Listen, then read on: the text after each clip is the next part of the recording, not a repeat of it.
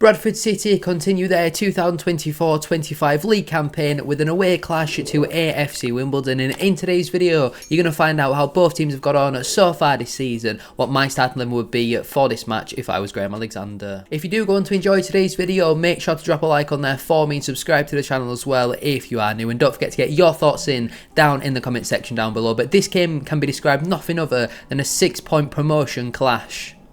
Or a promotion 6-pointer, whatever you want to call it. My team Bradford City though, we currently sit 4th in the Sky Bet League 2 table. Obviously we made it up to 3rd by the full-time results on Tuesday. Then last night Doncaster beat Barrow, so they've now leapfrogged above us. But again, we still have a game in hand on then. It's a bit hard to really tell where every team's at when you've got Doncaster and Crewe on 28 games played, Wimbledon are on 26, then you've got us, Notts County, Port Vale, Salford, Chesterfield for example, all on at 27. So it's a bit hard to tell until all the games have really balanced out. But this one here is a massive game for us. After 27 matches, we've got 13 wins, 8 draws and 6 defeats, scoring 38 goals and also conceding at 27, which leaves us on a positive 11 goal difference and 47 points. Our last couple of matches then have been a win, a win, a win, a win and a draw. Our form recently has been very good.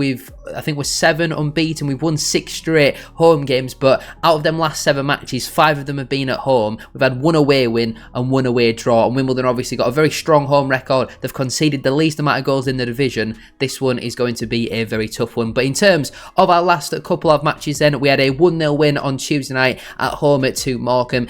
I think it was a bit more comfortable than a 1-0 if, Alex Patterson takes that shot on right near the end of the game instead of trying to square it for some reason. It finishes 2-0. I think that would have been a much more reflectant scoreline of the match. Their keeper made 2 or 3 really good saves in the first half an hour. They didn't really trouble us all too much apart from their only shot on target in the game, but a pretty comfortable 1-0 win. Before that, we had a 3-0 win at home to the league leaders, Walsall FC. They were 16 unbeaten. I think hadn't lost away from home since September. They'd won 9 games in a row. Bradford City turn up and absolutely annihilated them without Andy Cook. Alex Patterson absolutely sensational. Anthony Sarcevic had a really good game as well, and this was a very much so deserved 3 points. We absolutely ran all over them. Definitely performance of the season so far. We also had a 1-0 win away at Carlisle. Obviously we haven't won there since 1985, but Callum Kavanagh scoring the only goal of the game. I was thinking earlier that Callum Kavanagh might have only scored 3 league goals this season, but every single one of their matches, we've won 1-0, and he's won us the game, which is important because you can have players who score goals when you're 2-3 goals up. For example, someone like Bobby Poynton, you look at his goal at home to Bromley, at home to Newport, for example. He tends to score goals which aren't necessarily deemed important. Obviously, he did score at home to Chesterfield, which was an important goal, but just giving an example there. Whereas Callum Kavanagh has scored a lot of very important goals for us, and the performance wasn't amazing, but again, a game where we just about got the job done. We also had a 3-1 win away at Aston Villa in the Football League Trophy. Obviously we play Rotherham away on Tuesday. I think there'll be a lot of rotation and changes for that game, but this was a definition of men against boys. We absolutely ran all over them from minute 1 to 90. They offered very little in all honesty. We didn't really have to get out of first gear. We might as well have played in neutral all game. It was such an easy win for us. 3 goals obviously from set pieces as well, and we also had a 3-1 win at home to Grimsby. At this point in the season, this was performance of the season so far. We've absolutely turned it on since Alex Patterson has returned from injury. Since he's come back into the side, he's been absolutely excellent for us, and this game was an absolutely brilliant win. Absolutely dominated them. Compared though to the hosts at the weekend, then they currently sit in 6th at this moment in time, but if they win at their games in hand, obviously they then would only be 7 points behind Walsall, but then Walsall would also have a game in hand. So like I mentioned earlier, it's all if buts and maybes at this moment in time. After 26 matches, they've got 13 wins, 6 draws and 7 defeats, which in terms of the defeats category, that is the joint most in the top 7. They've scored 38 goals and also conceded the 20, which leaves them on a positive 18 goal difference, the second best in the division, and obviously leaves them with 45 points. Their last couple of matches then have been a draw, a win, and a win. Them last couple of matches then been a 1-1 draw away at Crewe at Alexandra. Statistically, you can clearly see Wimbledon clearly did deserve it to win this game. I'm pretty sure Johnnie Jackson came out after the game and said that the Crewe goal was actually offside, so they should have won that one in all honesty. I remember when we drew 1-1 away at Crewe, we had some dodgy refereeing decisions there as well. all, but it was a really nice finish from Josh Nerfield, who scored a couple of goals so far this season. They also had a 0-0 draw in their derby against Milton Keynes. For the sake of their fans, I'm not going to finish that, but statistically, you would say maybe Milton Keynes did edge this game a little bit, but I think when you're playing in your big derbies, as long as you don't lose, a point away from home isn't the worst result in the world. They also had a 2-0 win at home to Tranmere Rovers. I don't think it's really going to get much more comfortable than a 2-0 home win. Couple of goals in the second half, they got a red card, and while statistically Tranmere had some more shots, clearly Wimbledon were much more clinical on the day. They also had a 2-1 win away at Newport. Again, it looks like a pretty even game. Wimbledon having a little bit less possession in this game, but Newport clearly didn't really threaten them too much until the 92nd minute. Obviously, Romain Sawyer scoring the winner in that one. He has since moved on to League One side at Bristol Rovers, and they also had a 1-0 win at home to Gillingham. Matty Stevens scoring the only goal of the game in that one. He's really turned it on this season. Had a couple of iffy years with Forest Green since that promotion season where he scored a load of goals alongside Jamil Matt. I just want to check, actually, have Wimbledon lost at home at all so far this season? Because I know they've been one of the form teams at home so far this campaign, but have they actually lost? They lost 1-0 at home to Walsall, but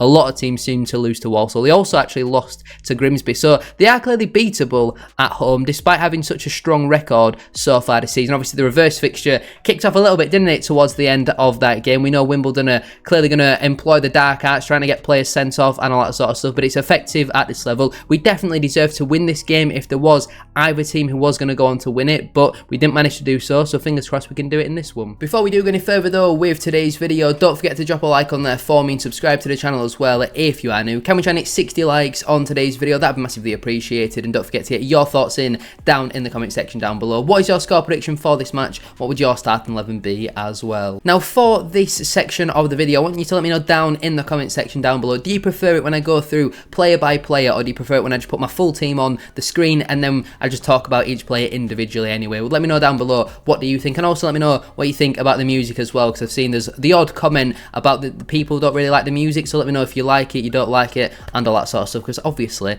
you're the ones consuming the content, so I'd rather you enjoy it more than me producing it, if that makes sense. But my team then would be the 3-4-2-1 formation. I would go unchanged from Saturday's win against Walsall. Obviously, we did make a double change on Tuesday with Tyreek Wright and Tommy Lee both getting starts ahead of Alex Patterson and Lewis Richards, just managing their minutes, which I guess does make sense at this moment in time. Both players do have a history of injuries, and I understand, you know, making changes when you're at home to bottom of the league. In the end, we managed to get the win, so it doesn't matter all too much, but we saw the difference that it made when Patterson and Lewis Richards both came onto the pitch, and I also quite like the cameo that we saw from Callum Johnson. So we'll go through the team then in full. In goal, Sam Walker, 3 clean sheets in a row for him. There's rumours that the club is still trying to work on bringing in another goalkeeper before the transfer deadline day, which I am a big fan of, in all honesty. As much as Walker has been pretty decent over the last couple of games across the full season, he's certainly cost us more points than he has won us, so I do believe that is a position we still do need to improve in. In terms of the back three then, Aidan Baldwin, I thought in possession was much better on Tuesday night,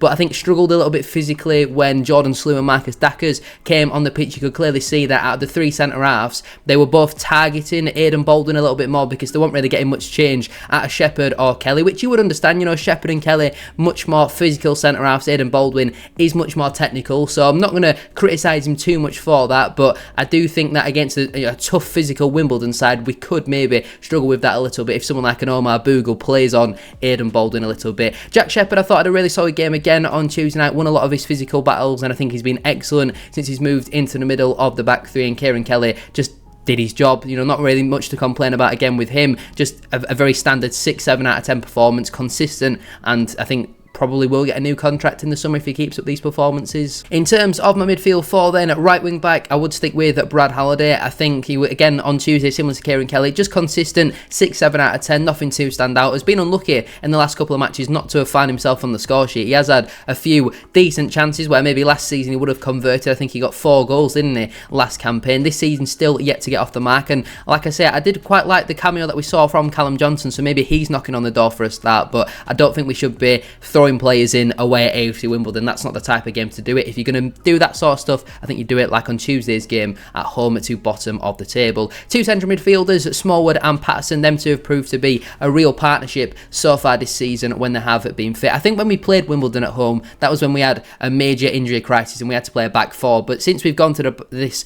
variation of the back three, I think we've been excellent, but I think it has certainly coincided with Smallwood and Patterson in there. They both complement each other so well, and obviously Patterson has been outstanding this month, probably player of the month, let's be honest. Left wing back Lewis Richards, I think he comes straight back into the side for me. Tyreek Wright had a good first 30 minutes in the match, put a couple of decent balls into the box, sometimes struggled to beat the first man, but was getting into some good attacking areas. We saw though when Lewis Richards came on that we were much more solid defensively, a bit better going forward as well, and I just think he brings a better overall balance for me. As my two number 10s then, firstly Anthony Sarcevic. Obviously he played a little bit deeper for the first 60-65 minutes alongside Smallwood, and I don't think we saw him involved in the game as much when he moves into them more attacking positions. I do certainly think we see a better version of Anthony Sarcevic, and obviously scored a couple of goals in the last couple of matches. Still yet to score away from home though, so hopefully he can get on the score sheet in this one. And also Bobby Poynton as well. Now Poynton's played a lot of football recently, played nearly the full match against Aston Villa, I think played the full game against Carlisle,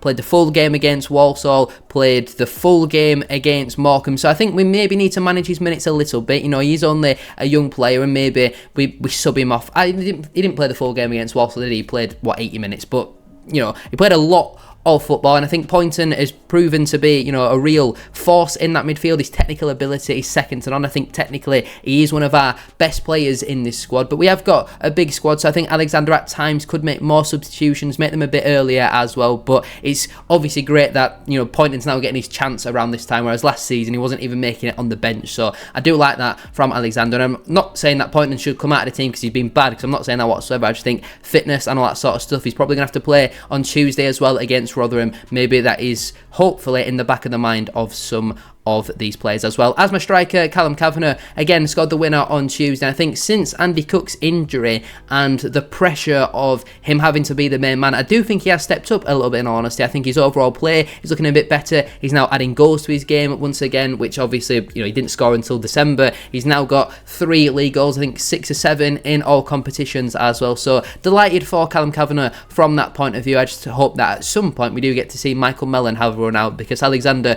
clearly sees Kavanagh ahead of Mellon, but also sees Tommy Lee ahead of Mellon at this moment in time, which I think is a little bit interesting. I know Tommy Lee can play there, but I'd rather play natural players in their natural positions. On the bench then for me, that would leave Colin Doyle, Callum Johnson, Tyreek Wright, Brandon Kayler, Tommy Lee, George Lapsley and Michael Mellon. Just touching on Tommy Lee, obviously played his full debut for Bradford City, and a full first 90 minutes for him in quite a long time. Played I think 65 minutes as a right attacking midfielder, then moved as the striker. Let me know your thoughts on him down in the comment section down below, because I thought he has some very inconsistent moments. One minute I think he did something really nice, some of the through balls he was playing were very good, some of the crosses he put into the box as well were in very dangerous areas, but then he also kept losing the ball a little bit in silly positions. When you're halfway through your own half, maybe be a bit more what's the correct term that I'm looking for? Just be a bit more solid in possession, and maybe, I don't know if switch on's the right term, but just be smarter in your decision making. I do think he lost the ball a couple of times, but overall for a first full debut, I'm not going to criticise him too much, because I think there's clearly